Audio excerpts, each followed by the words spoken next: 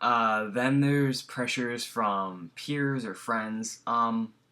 Personally, I haven't really experienced a whole lot of that. All of my coworkers at my old workplace knew, and I approached it from a very, well, this is what I do. And then they're just like, oh, do you make this stuff? And I was like, yeah, I make it. It's what I do on the side. And they all thought it was really cool actually. And these people weren't, anime fans or anything like that, but they appreciated the fact that it took a lot of work and then it looked cool. Um, so they were all really, some of them like surfed my DA or my YouTube on the side. Um, so that was really interesting. But I find that when you approach it with uh, good humor, things turn out for the better. If you approach it from a very defensive, very concerned point of view, if you're not able to have any sense of humor about the hobby, about yourself, then you're probably setting yourself up for a little more pressure from your peers, especially like from bullies. When they see that kind of behavior, they're gonna exploit it. Um, on the other hand, if you're just like, okay, if that's how you feel, I guess, yeah, it can be stupid in that way. I mean, I am dressing up as a cartoon character, but it's fun for me, so whatever. Um, if you can just sort of absorb their point of view and just be like, okay, that's your opinion, that's fine, no problem. But this is my opinion. Then it's very hard to sort of to exploit that. I'm talking about bullies now. What bullies can exploit is if you let it bother you. But what you got to remember is that no matter what, it's just a hobby, um, and it's just it's like any other hobby. As long as you keep that in mind, it can really help you out in terms of explaining it to friends or anyone else. And if they say, well, this is stupid, I don't understand it, be like, well, you memorize sports statistics. Um, let's compare them and just find the similarities and differences between the two hobbies. And you'll probably find that there are a lot more similarities than there are core similarities than there are differences, because all hobbies tend to share the same tendencies and practices when you get down to it. Um, so, in terms of trying to explain cosplay to other people, I find that comparisons work best. Comparisons to other hobbies. Also, just showing them. Well, this is a picture of me cosplaying, I don't know, Peter Pan, and I bought all those leaves at Michael's, and I hand glued them together. And have you seen the movie? That Peter Pan movie from 2003. And they're kind of like, oh yeah, I've seen that movie. I'm just like, oh yeah. So I tried to recreate that costume and all that. And this is the pictures that we took, and this is how long it took me to make it. These are the materials I used. Just break it down like that, and you'll find that a lot of times people be like, oh, that was really cool. If they're just like, oh, that's freaking weird, man, then be like, okay, well, let's move on.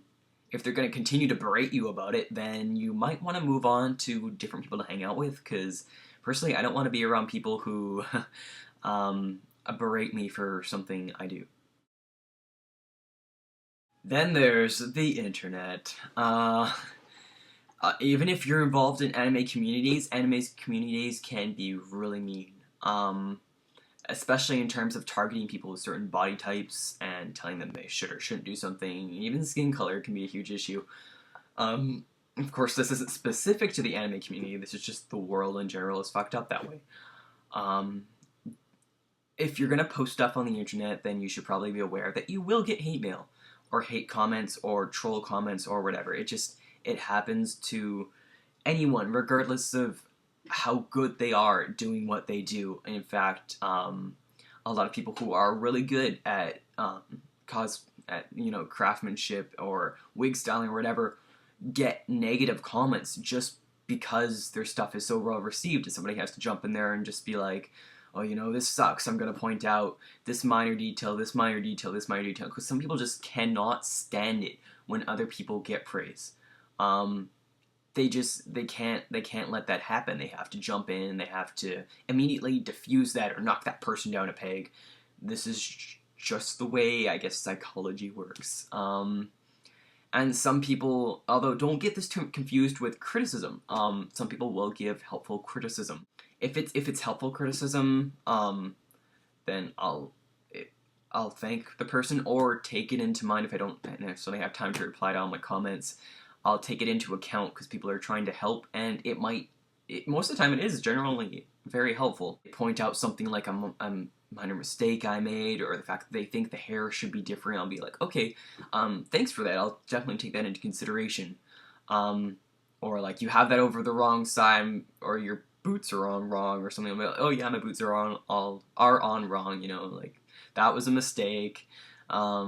And maybe just include a funny little anecdote or something and be like, thanks for pointing that out.